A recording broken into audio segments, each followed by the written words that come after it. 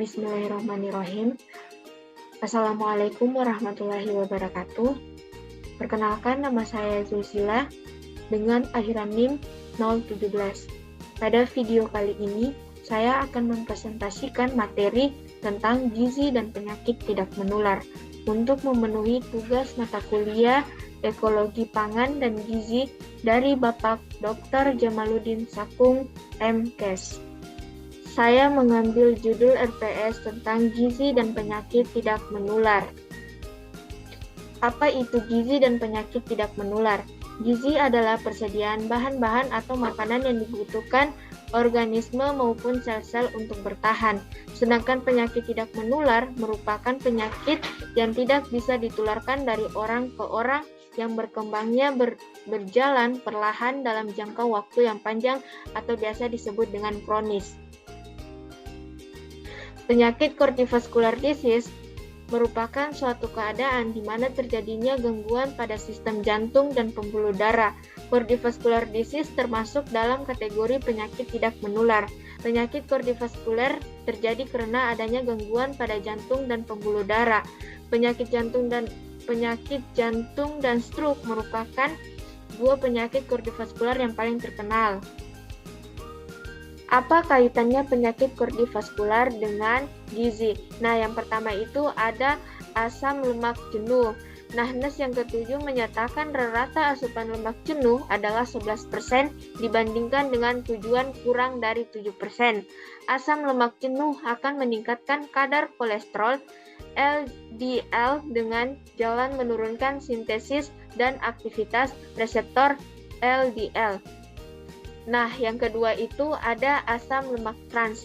Asam lemak trans berasal dari proses hidrogenasi dalam industri makanan untuk meningkatkan masa tahan dari produk makanan dan untuk membuat margarin yang berasal dari minyak.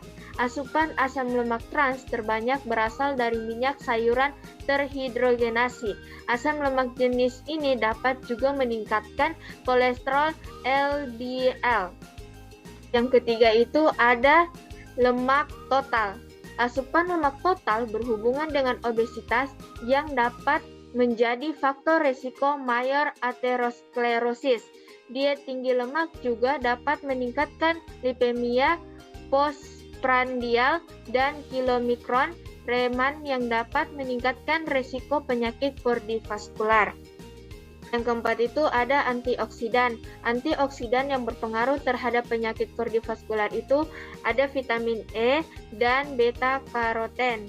Vitamin E adalah antioksidan yang sangat berpengaruh terhadap kadar LDL dengan jalan mencegah oksida pufa sel membran. Efek vitamin E adalah 20-300 kali lebih banyak dibandingkan antioksidan lainnya. Selain itu, katekin juga memberikan efek pada vaskuler. Beberapa sumber lainnya menyatakan bahwa anggur merah, minuman anggur merah, teh terutama teh hijau, coklat, dan minyak zaitun adalah faktor penting untuk pencegahan penyakit kardiovaskular. Yang terakhir itu ada stanol dan sterol.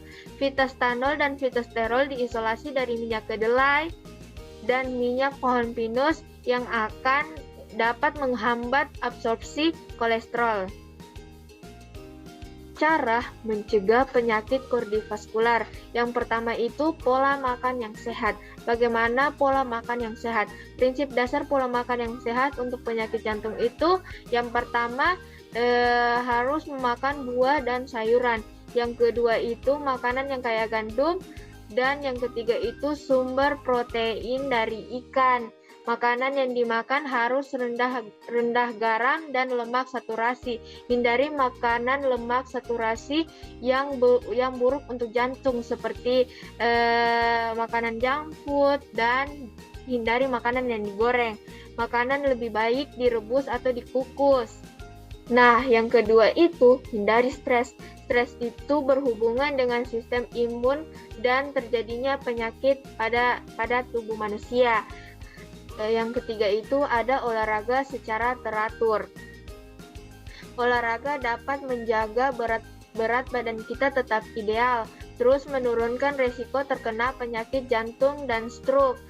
Nah, kalau kita mau olahraga, pilihlah olahraga yang kita sukai, yang seperti kayak bulu tangkis, main bola, dan lain-lain. Nah, adapun olahraga yang simple untuk kita lakukan itu kayak berjalan di sekitar rumah.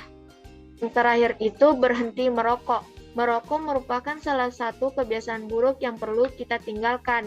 Merokok juga memberikan dampak yang buruk kepada tubuh kita, bisa membuat stres oksidatif yang dapat meningkatkan perkembangan plak lemak di dalam pembuluh jantung koroner. Itulah pemaparan materi dari saya. Saya akhiri, wassalamualaikum warahmatullahi wabarakatuh.